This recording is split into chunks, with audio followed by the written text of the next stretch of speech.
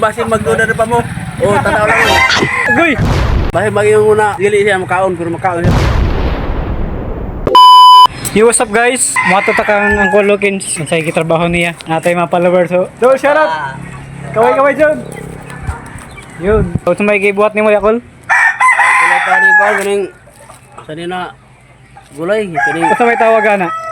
kaning Ay mo ba ng udlot sa wild ampalaya? wild ang pala yan eh. Okay.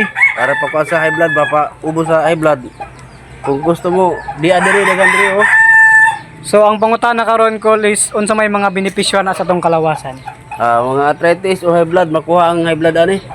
Ari lang mo diri kay daghan kay diri ah. So, nabati ninyo guys nga ang benepisyo ani nga udlot sa wild ampalaya. O unsa ganito? Arthritis, high blood, para ni mubaba ang dugo na ani. Mubaba ang dugo o atong arthritis is malibyuhan. Kung kamo gusto ninyo nga mubaba ang inyong blood pressure, ang inyong arthritis malibyuhan. Unsa Nicole, lagaon or lapuhan lauyon? Lapuan, pwede rag lapuan ni siya. Tapos pwede ko sa ako sa isda.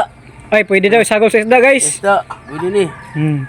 Nga, kung ano ng noodles, pwede ka po ni siya. So ang pangutana karon asa ni nga location karon diri sa Barubo? Asa ni nga location call? Diri sa Javier Barbos Surigao del Sur, diri sa Purok 5. So, Purok 5 guys, sa Purok 5 Javier Barubo. So pangita lang ninyo si Uncle Lokins Pires. Kung basi magduda na pa mo, tanaw lang mo.